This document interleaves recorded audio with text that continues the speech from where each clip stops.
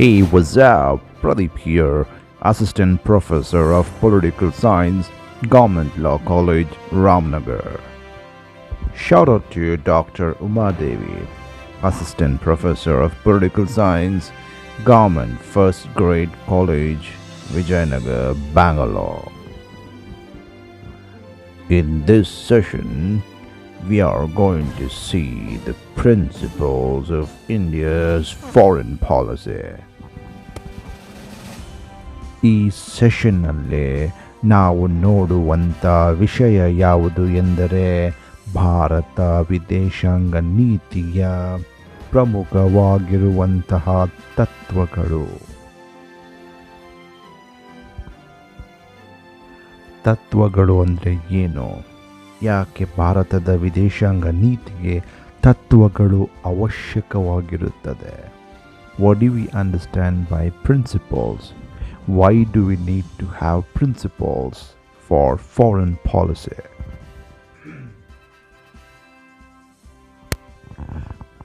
Principle is like a lighthouse. It guides the ship of the foreign policy into the right path.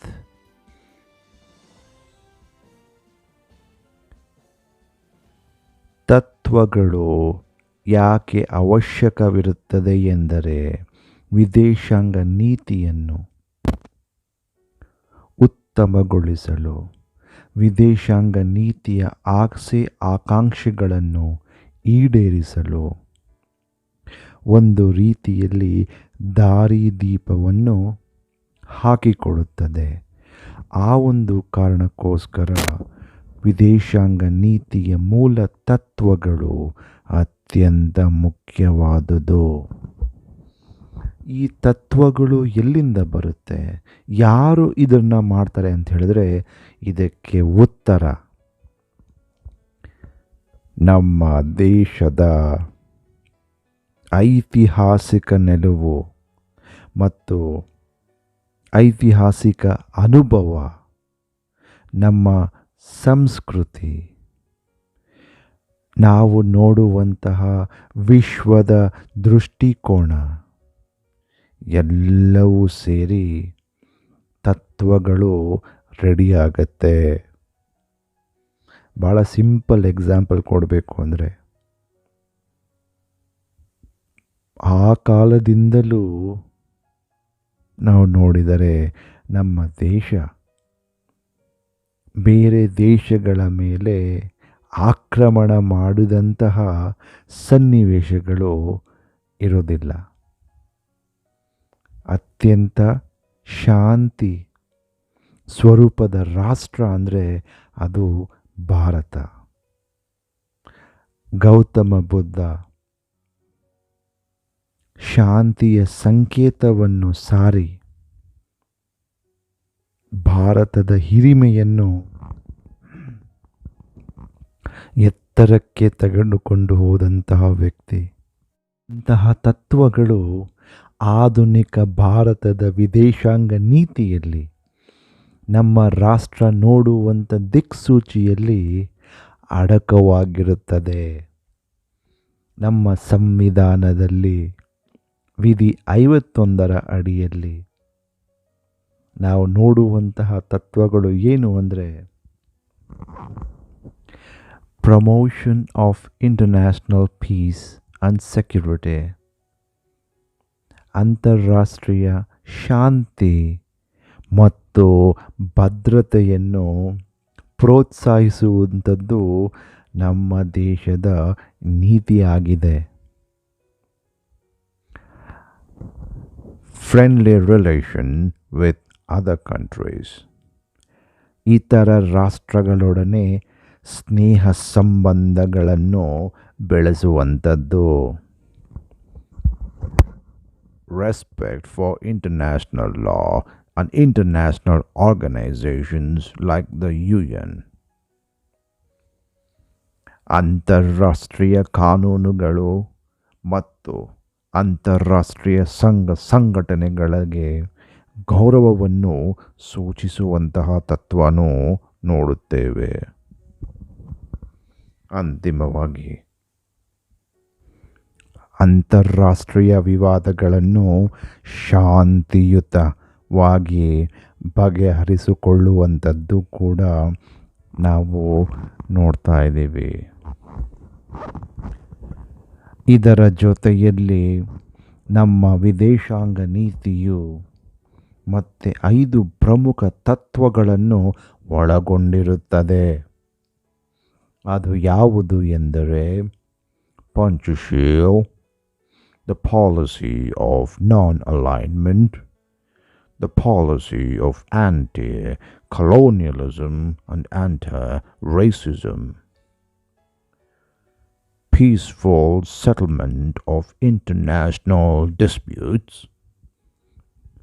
foreign economic aid, support to United Nations international law, and a just and equal world order.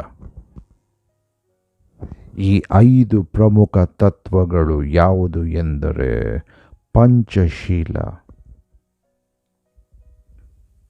ಅಲಿಪ್ತ ಚಳುವಳಿಯ ತತ್ವ, ವಸಾಹತುಶಾಹಿ, ಜನಾಂಗೀಯ ಭೇದಗಳ ಬಗ್ಗೆ ವಿರೋಧಾತ್ಮಕವಾಗಿರುವಂತಹ ಚಿಂತನೆ, ಅಂತಾರಾಷ್ಟ್ರೀಯ ವಿವಾದಗಳನ್ನು ಶಾಂತಿಯುತವಾಗಿ ಇತ್ಯರ್ಥಗೊಳಿಸುವಂಥದ್ದು,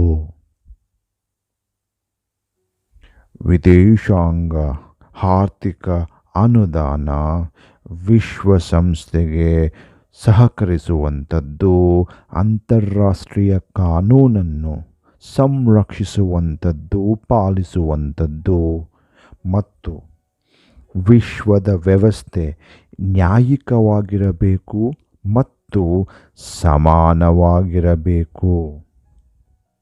ಈ ತತ್ವಗಳನ್ನು ಇನ್ನಷ್ಟು ಸೂಕ್ಷ್ಮವಾಗಿ ಚರ್ಚಿಸೋಣ. ಪಂಚಶೀಲ ತತ್ವವನ್ನು ಚರ್ಚಿಸುವ ಮೊದಲಿಗೆ ಸ್ವಲ್ಪ ಅದರ ಇತಿಹಾಸದ ಬಗ್ಗೆ ತಿಳ್ಕೊಳ್ಳುವಂಥದ್ದು ಉತ್ತಮ.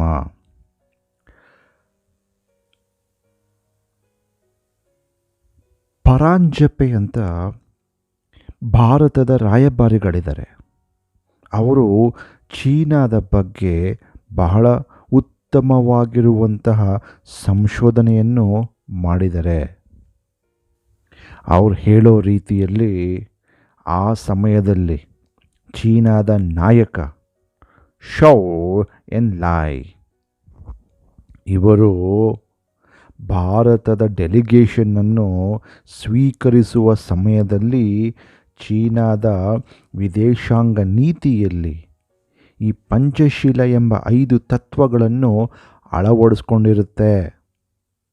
ಅದರ ಜೊತೆಯಲ್ಲಿ ನವದೆಹಲಿಯಲ್ಲಿ ಜೂನ್ 18, 1954 ಶೌ ಎನ್ಲಾಯ್ ಮತ್ತು ಜವಾಹರ್ಲಾಲ್ ನೆಹರೂರವರು ಜಾಯಿಂಟ್ ಸ್ಟೇಟ್ಮೆಂಟ್ನ ಇಶ್ಯೂ ಮಾಡ್ತಾರೆ. ಅದಾದ ನಂತರ ಶ್ರೀಲಂಕಾದ ರಾಜಧಾನಿಯಾಗಿರುವಂತಹ ಕೊಲಂಬೋ ಅಲ್ಲಿ ಏಷ್ಯಾ ಪ್ರಧಾನಮಂತ್ರಿಗಳ ಸಮ್ಮೇಳನ ನಡೆಯುತ್ತೆ. ಆ ಸಮ್ಮೇಳನದಲ್ಲಿ ನೆಹರೂರವರು ಹೇಳ್ತಾರೆ, if these principles var recognised in the mutual relations of all countries, then indeed there would hardly be any conflict and certainly no war. ಈ ತತ್ವಗಳನ್ನು ಎಲ್ಲ ರಾಷ್ಟ್ರಗಳು ಸ್ವೀಕರಿಸಿದರೆ ವಿಶ್ವದಲ್ಲಿ ವಿವಾದಗಳು, ಯುದ್ಧಗಳು ಇರುವುದಿಲ್ಲ. ಜವಾಹರ್ಲಾಲ್ ನೆಹರು. ಈ ತತ್ವ ಎಲ್ಲಿಂದ ಆರಂಭವಾಯಿತು, ಇದರ ಮೂಲ ಎಲ್ಲಿದೆ ಅಂತ ಹೇಳಲಿಕ್ಕೆ ನಮಗೆ ಹಲವಾರು ಐತಿಹಾಸಿಕ ದಾಖಲೆಗಳು ಲಭ್ಯವಾಗುತ್ತೆ. ಸುಕಾರ್ನೋರವರು ಇಂಡೋನೇಷ್ಯಾದ ನಾಯಕ. ಅವರು ಈ 5 ತತ್ವಗಳನ್ನು ಜೂನ್ 1945ರಲ್ಲಿ ಪಂಚಶೀಲ ಎಂಬ ಚಿಂತನೆಯ ಮೂಲಕ ವ್ಯಕ್ತಪಡಿಸಿದ್ದಾರೆ ಎಂಬುದು ಗೋಚರವಾಗುತ್ತದೆ.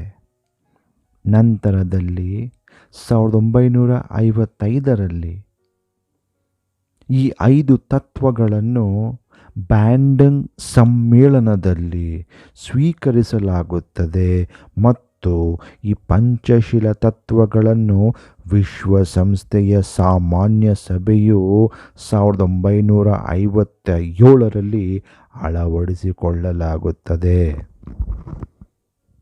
ಮುಂದೆ ಬರುವಂತಹ ಅಲಿಪ್ತ ಚಳುವಳಿಗೆ ಈ ತತ್ವಗಳು ಕಾರಣವಾಗುತ್ತದೆ.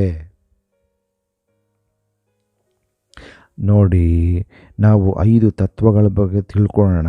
ಬಟ್ ಆದರೆ ಅದಕ್ಕಿಂತ ಮುಂಚಿತವಾಗಿ ನಾವು ಇದರ ಟೀಕಾತ್ಮಕವಾಗಿ ತಿಳ್ಕೊಳ್ಳುವಂಥದ್ದು ಔಚಿತ್ಯ. ಯಾಕೆ ಅಂದರೆ ಪಂಚಶೀಲ ತತ್ವ 1954ರಲ್ಲಿ ಭಾರತ ಮತ್ತು ಚೀನಾ ರಾಷ್ಟ್ರ ಮಾಡಿಕೊಂಡಿರುತ್ತೆ. ಬಟ್ ಆದರೆ 1962ರಲ್ಲಿ ಚೀನಾ ಮತ್ತು ಭಾರತದ ನಡುವೆ ಯುದ್ಧವಾಗುತ್ತೆ. ಸೊ ಒಂದು ಕಡೆ ಈ ಶಾಂತಿಯ 5 ಮಾರ್ಗಗಳು, ಮತ್ತೊಂದು ಕಡೆ ಆ ರಾಷ್ಟ್ರಗಳು ಯುದ್ಧ. ಅದಕ್ಕೆ ಚೀನಿಯರವರನ್ನು ನಂಬುವಂಥದ್ದು ಅಸಾಧ್ಯವಾಗಿರುವಂತಹ ಕೆಲಸ. ಆ ಸಮಯದಲ್ಲಿ ಅಂದರೆ ಪಂಚಶೀಲ ದಾಖಲೆ ಆದ ನಂತರದಲ್ಲಿ ರಾಜ್ಯಸಭೆಯಲ್ಲಿ ಡಾಕ್ಟರ್ BR ಅಂಬೇಡ್ಕರ್ ಅವರು ಹೇಳ್ತಾರೆ, I am indeed surprised that our Honorable Prime Minister is taking this Panchashil seriously. You must be knowing that Panchashil is one of the significant parts of the Buddha Dharma. If Sri Mao had even an iota of faith in Panchashil, he would have treated the Buddhists in his country in a different manner. Doctor BR Ambedkar ಅವರು ಹೇಳೋದೇನು ಅಂತ ಹೇಳಿದ್ರೆ, ನೆಹರೂರವರೇ, ನೀವು ಏನೋ ಈ ಪಂಚಶೀಲನ ನಿಜವಾಗ್ಲೂ serious ಆಗಿ ತಗೊಳ್ತಾ ಇದ್ದೀರಾ? ಯಾಕಂದರೆ ಈ ಪಂಚಶೀಲದ ತತ್ವಗಳು ಬೌದ್ಧ ಧರ್ಮದಲ್ಲಿ ಅಡಕವಾಗಿದೆ. ನಿಜವಾಗ್ಲೂ ಚೀನಾ ರಾಷ್ಟ್ರವು ಇದನ್ನು ಸೀರಿಯಸ್ ಆಗಿ ಪರಿಗಣಿಸಿದರೆ ಬೌದ್ಧ ಧರ್ಮೀಯರನ್ನು ಶೋಷಣೆಗೆ ಒಳಪಡಿಸ್ತಿರಲಿಲ್ಲ. Be careful. 1958ರಲ್ಲಿ ಆಚಾರ್ಯ ಕೃಪಾಲಿನಿರವರು ವಾರ್ನಿಂಗ್ ಕೊಡ್ತಾರೆ. ಅವ್ರು ಹೇಳ್ತಾರೆ, Panchsheel was born as sin. ಪಾಪದಿಂದ ಹುಟ್ಟಿರುವಂಥದ್ದೇ ಪಂಚಶೀಲ.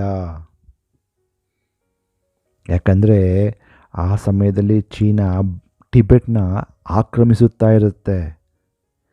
ಹೇಳುವಂಥದ್ದು, ಆ ಒಂದು ರಾಷ್ಟ್ರವನ್ನು ಆಕ್ರಮಿಸಿ ಅಲ್ಲಿಂದ ಹುಟ್ಟಿದಂತಹ ತತ್ವನೇ ಈ ಪಾಪದ ತತ್ವ ಪಂಚಶೀಲ. ಇಷ್ಟೊಂದೆಲ್ಲ ಕಾಂಟ್ರವರ್ಸಿ ಇರುವಂಥ ಈ ತತ್ವ ಏನಿದೆ? ಅಫ್ಕೋರ್ಸ್ ಪ್ರಸ್ತುತ ಸಮಯದಲ್ಲಿ ಪಂಚಶೀಲ ತತ್ವವು ಚೀನಾ ರಾಷ್ಟ್ರದ ಸಂವಿಧಾನ ಒಳಗೆ ಸೇರ್ಕೊಂಡಿರುವುದರ ಜೊತೆಯಲ್ಲಿ ಹಲವಾರು ರಾಷ್ಟ್ರಗಳು ಈ ಸಿದ್ಧಾಂತಗಳನ್ನು ತಮ್ಮ ವಿದೇಶಾಂಗ ನೀತಿಯಲ್ಲಿ ಅಳವಡಿಸಿಕೊಂಡಿದ್ದಾವೆ. ಈ 5 ಪ್ರಮುಖ ತತ್ವಗಳು ಯಾವುದು ಎಂದರೆ, mutual respect for each other's territorial integrity and sovereignty,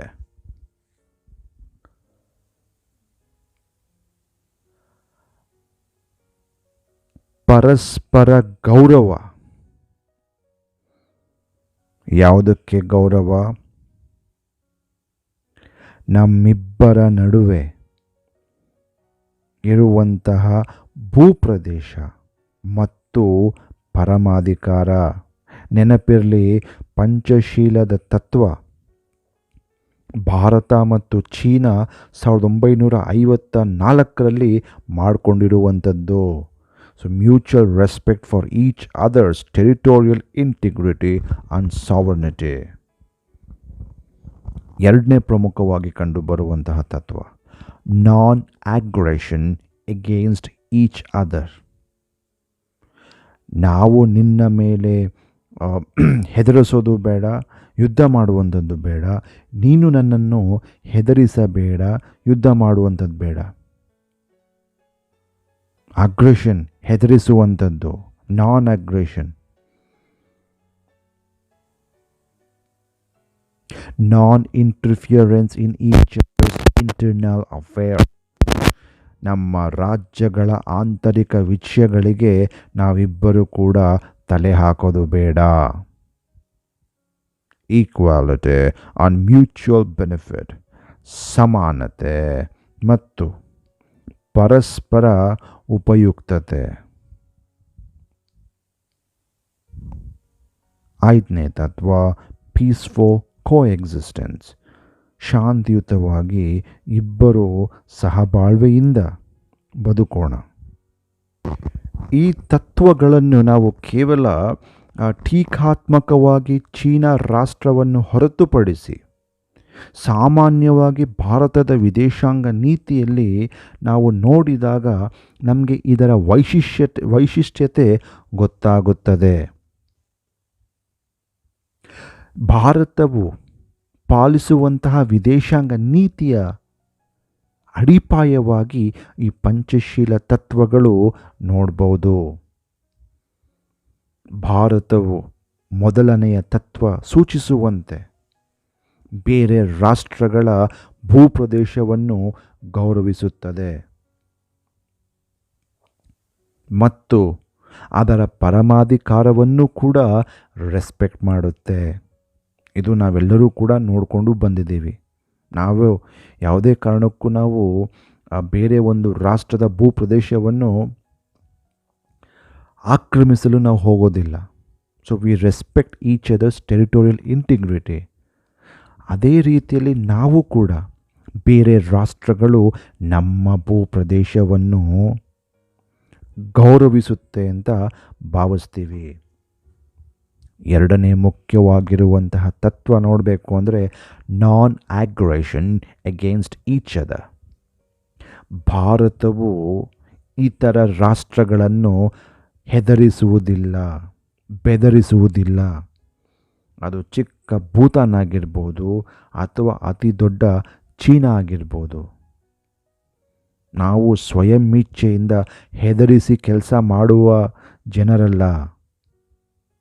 so we don't create aggression. ಹೀಗೆಂದರೆ ಮತ್ತೊಂದು ಅರ್ಥ ಏನೆಂದರೆ ಸಹಬಾಳ್ವೆಯಿಂದ, ಶಾಂತಿಯಿಂದ ಮಾತನಾಡುತ್ತಾ, ಮಾತುಕತೆಯಿಂದ ನಾವು ನಿಮ್ಮ ಜೊತೆ ಇರ್ತೀವಿ. Non interference in each others internal affairs. ಭಾರತವು ಬೇರೆ ರಾಷ್ಟ್ರಗಳ ಆಂತರಿಕ ವಿಚಾರಗಳಿಗೆ ತಲೆ ಹಾಕುವುದಿಲ್ಲ. ನಮ್ಮ ದೇಶ ಆಯಿತು, ನಮ್ಮ ಕೆಲಸ ಆಯಿತು, ನಮ್ಮ ವ್ಯವಸ್ಥೆ ಆಯಿತು. ಬೇರೆ ದೇಶಗಳ ಒಳಗಿರುವಂತಹ ಆಗು ಹೋಗುಗಳ ಬಗ್ಗೆ ಭಾರತವು ತಲೆ ಕೆಡಿಸ್ಕೊಳ್ಳೋದಿಲ್ಲ. Equality and mutual benefit. ವಿಶ್ವದಲ್ಲಿರುವಂಥ ಎಲ್ಲ ರಾಷ್ಟ್ರಗಳನ್ನು ಭಾರತವು ನನ್ನ ಸಮನಾಗಿರುವಂತಹ ರಾಷ್ಟ್ರವೆಂದೇ ಪರಿಗಣಿಸುತ್ತದೆ. ಚಿಕ್ಕ ಭೂತಾನಿನ ಉದಾಹರಣೆ ತಗೊಳ್ಳಿ. ಆ ಭೂತಾನು ಅತ್ಯಂತ ಚಿಕ್ಕ ಪುಟ್ಟ ರಾಷ್ಟ್ರವಾದರೂ ಕೂಡ ಭಾರತವು ಆ ಒಂದು ರಾಷ್ಟ್ರಕ್ಕೆ ಅತಿಯಾಗಿರುವಂತಹ ಗೌರವವನ್ನು ಸೂಚಿಸುತ್ತದೆ. ಭೂತಾನಿನ ರಾಜ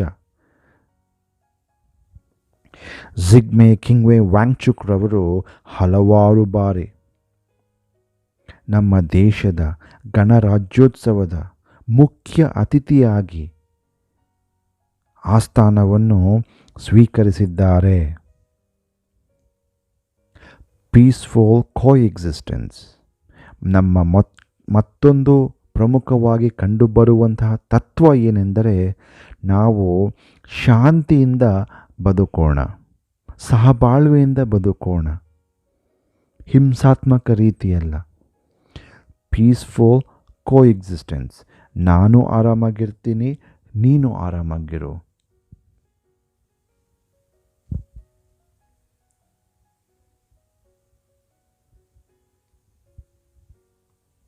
ಇದರ ಜೊತೆಯಲ್ಲಿ ಮತ್ತೆ ಹಲವಾರು ತತ್ವಗಳು ಭಾರತದ ವಿದೇಶಾಂಗ ನೀತಿ ಒಳಗೆ ಸೇರ್ಪಡೆಯಾಗಿದೆ.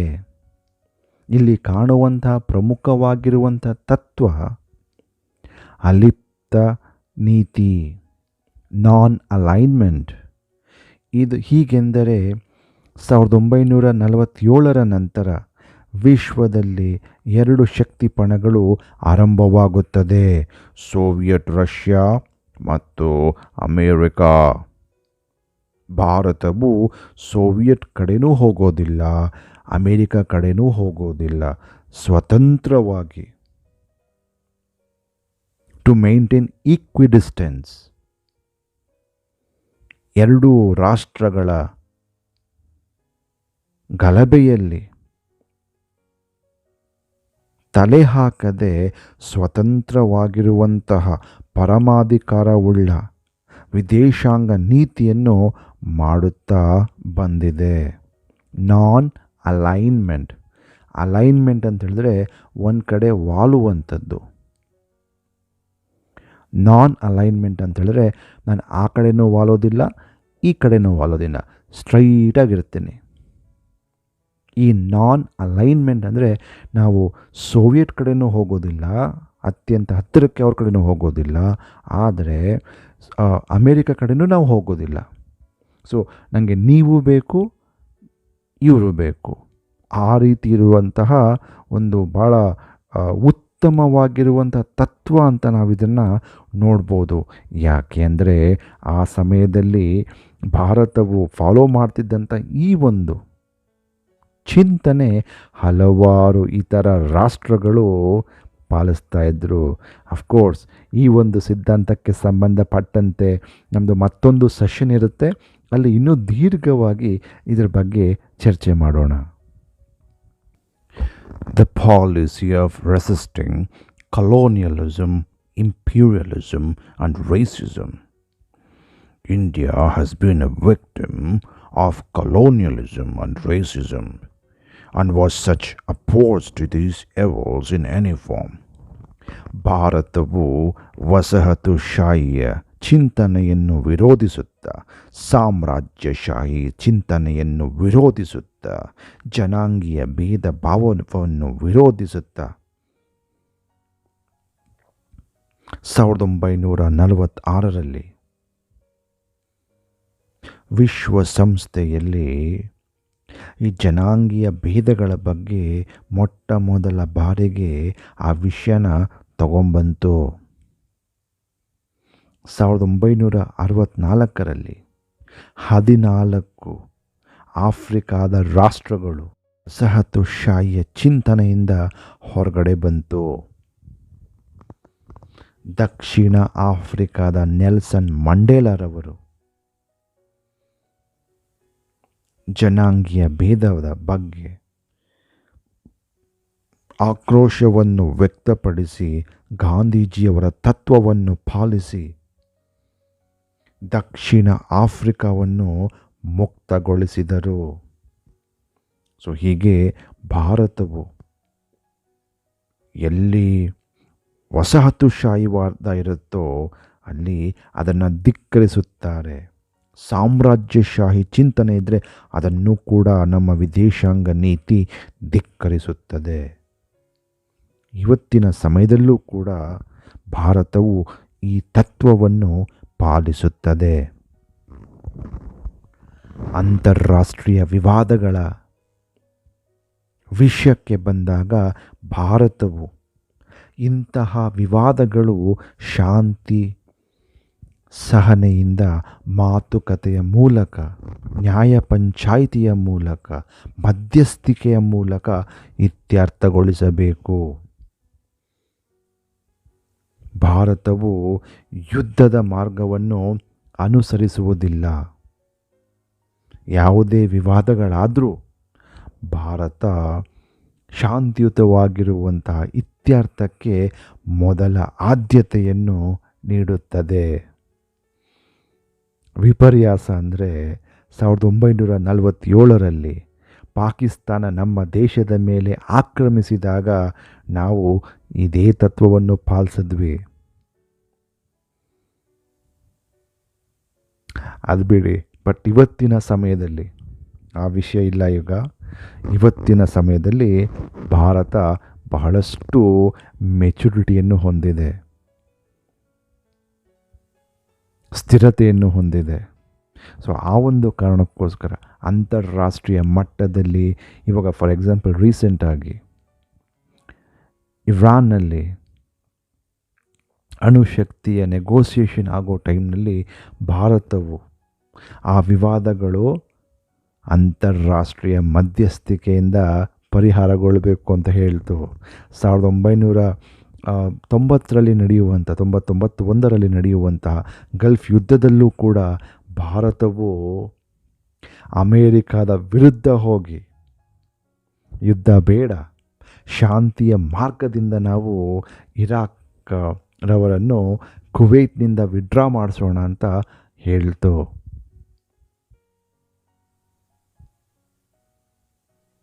ಇವತ್ತಿನ ಇಸ್ರೇಲ್ ಮತ್ತು ಪ್ಯಾಲೆಸ್ತೇನಿನ ವಿವಾದಗಳೂ ಕೂಡ ಭಾರತ ಯುದ್ಧಕ್ಕೆ, ಅಸ್ತ್ರಗಳಿಗೆ ಪೂರಕವಾಗಿ ಚಿಂತನೆಗಳನ್ನು ವ್ಯಕ್ತಪಡಿಸುವುದಿಲ್ಲ. ಭಾರತದ ಉದ್ದೇಶ ವಿಶ್ವದಲ್ಲಿ ಯಾವುದೇ ರೀತಿಯಾಗಿರುವಂಥ ವಿವಾದಗಳಿದ್ದರೂ ಕೂಡ ಎಲ್ಲ ವಿವಾದಗಳು ಕೇವಲ ಮಾತುಕತೆಯಿಂದ ಮಾತ್ರ ಇತ್ಯರ್ಥಗೊಳಿಸಲು ಸಾಧ್ಯ. ಈ ಶಾಂತಿಯ ಮಾರ್ಗನೇ ಶ್ರೇಷ್ಠವಾದ ಮಾರ್ಗ, ಯುದ್ಧದ ಮಾರ್ಗ ಬೇಡ ಎಂಬುವಂತಹ ಚಿಂತನೆ ನಮ್ಮ ವಿದೇಶಾಂಗ ನೀತಿಯಲ್ಲಿ ಕಾಣ್ಬೋದು. ಮತ್ತೊಂದು ಪ್ರಮುಖವಾಗಿರುವಂತಹ ಚಿಂತನೆ support for United Nations international law on a just and equal world order. ಭಾರತವು ವಿಶ್ವಸಂಸ್ಥೆಯನ್ನು ಪ್ರಚೋದಿಸುತ್ತದೆ. ವಿಶ್ವಸಂಸ್ಥೆ ಅವಶ್ಯಕವಾಗಿರುವಂತಹ ಒಂದು ಸಂಘಟನೆ. ಇದರಿಂದ ವಿಶ್ವದಲ್ಲಿ ಯುದ್ಧಗಳನ್ನು ತಡೆಯಬಹುದು.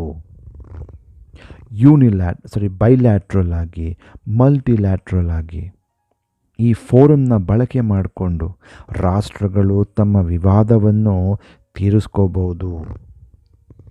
ಅಂತಾರಾಷ್ಟ್ರೀಯ ನ್ಯಾಯಾಲಯ ಇದೆ. ಕಾರ್ಗಿಲ್ ಯುದ್ಧದ ಸಮಯದಲ್ಲಿ ನಮ್ಮ ಒಂದು ವಿಮಾನವನ್ನು ಪಾಕಿಸ್ತಾನ ಹೊಡೆದಾಕ್ತು, ನಮ್ಮ ಗಡಿಯೊಳಗೆ ಬಂದಿದೆ ಅಂತ. ಆದರೆ ಈ ಒಂದು ಕಾರಣದಿಂದ ನಾವು ಯುದ್ಧ ಮಾಡೋಕ್ಕೆ ಹೋಗಲಿಲ್ಲ. ಈ ವಿವಾದನ ಎಗೇನ್ ವಿಶ್ವಸಂಸ್ಥೆಯ ನ್ಯಾಯಾಲಯದ ಮುಂದೆ ತಗೊಂಡು ಹೋದ್ವಿ. ಅಟ್ಲಾಂಟಿಕ್ ಇನ್ಸಿಡೆಂಟ್ ಅಂತ ಕರೀತಾರೆ ಅದನ್ನು. ಅದು ಭಾರತದ ಪರವಾಗಾಯ್ತದು. ಸೊ ಹೀಗೆ ಹಲವಾರು ವಿಷಯಗಳಿಗೆ ಸಂಬಂಧಪಟ್ಟಂತೆ ಭಾರತಕ್ಕೆ ವಿಶ್ವಸಂಸ್ಥೆಯ ಮೇಲೆ ಅಪಾರವಾಗಿರುವಂತಹ ಗೌರವ ಮತ್ತು ನಂಬಿಕೆ ಇದೆ. ಆ ಒಂದು ಕಾರಣಕ್ಕೆ ವಿಶ್ವಸಂಸ್ಥೆ ಪುನರ್ರಚನೆ ಆಗಬೇಕು. ಭಾರತವೂ ಕೂಡ ಶಾಶ್ವತ ಸದಸ್ಯ ರಾಷ್ಟ್ರವಾಗಬೇಕು.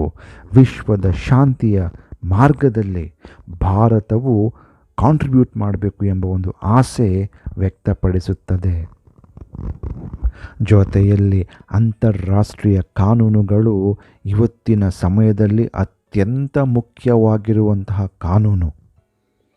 ಈ ಕಾನೂನುಗಳು ಇಲ್ಲ ಅಂತ ಹೇಳಿದ್ರೆ ವಿಶ್ವದಲ್ಲಿ ಯುದ್ಧ ಖಚಿತವಾಗಿರುವಂಥದ್ದು. ಬೇರೆ ರಾಷ್ಟ್ರಗಳೊಡನೆ ಯಾವ ರೀತಿಯಾಗಿರುವಂತಹ ವ್ಯಾಪಾರ, ವಹಿವಾಟು, ಸಂಬಂಧ, ಸಹಕಾರ ಎಲ್ಲವೂ ಕೂಡ ಅಂತಾರಾಷ್ಟ್ರೀಯ ಕಾನೂನಿನ ಮೇಲೆ ನಿಂತಿರುತ್ತದೆ. ಸೊ ಭಾರತವು ಅಂತಾರಾಷ್ಟ್ರೀಯ ಕಾನೂನುಗಳು ಔಚಿತ್ಯವಾಗಿರುವಂತಹ ಕಾನೂನುಗಳು ಇದು ನಮ್ಮ ಒಂದು ಸಮಯದಲ್ಲಿ ಅತ್ಯಂತ ಅಗತ್ಯವಾಗಿರುವಂತಹ ಕಾನೂನುಗಳು ಅಂತಾರಾಷ್ಟ್ರೀಯ ಕಾನೂನು ಅಂತ ಹೇಳ್ತಾ ಇದೆ. ಅದರ ಜೊತೆಯಲ್ಲಿ ವಿಶ್ವದಲ್ಲಿರುವಂಥ ಎಲ್ಲ ರಾಷ್ಟ್ರಗಳು ನ್ಯಾಯಿಕವಾಗಿ ಸಮಾನವಾಗಿ ನೋಡಬೇಕು. ಚಿಕ್ಕ ರಾಷ್ಟ್ರವಾದರೂ ಕೂಡ ಅದು ಕೂಡ ಒಂದು ರಾಷ್ಟ್ರನೇ, ಅದನ್ನು ಕೂಡ ಗೌರವಿಸಬೇಕು. ದೊಡ್ಡ ರಾಷ್ಟ್ರವಾದರೇನು, ಚಿಕ್ಕ ರಾಷ್ಟ್ರವಾದರೇನು, ಎಲ್ಲವೂ ಸಮಾನವಾಗಿರುವಂತಹ ರಾಷ್ಟ್ರ. ಸೊ ಈ ರೀತಿಯಾಗಿರುವಂತಹ ಚಿಂತನೆಗಳು ಭಾರತದ ವಿದೇಶಾಂಗ ನೀತಿಯ ಮೇಲೆ ಪರಿಣಾಮ ಬೀಳ್ತಾ ಇದೆ.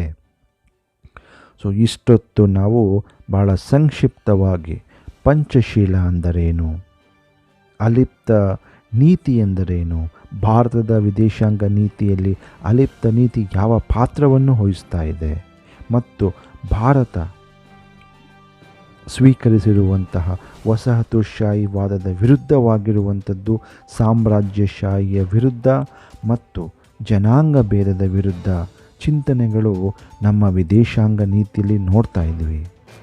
ಮತ್ತು ಅಂತಾರಾಷ್ಟ್ರ ಮಟ್ಟದಲ್ಲಿ ಯಾವುದೇ ವಿವಾದಗಳಾದರೆ ಇದು ಶಾಂತಿಯುತವಾಗಿ ಇತ್ಯರ್ಥಗೊಳಿಸಬೇಕು ಎಂಬ ಆಸೆಯೂ ಕೂಡ ನಮ್ಮ ವಿದೇಶಾಂಗ ನೀತಿ ವ್ಯಕ್ತಪಡಿಸುತ್ತದೆ.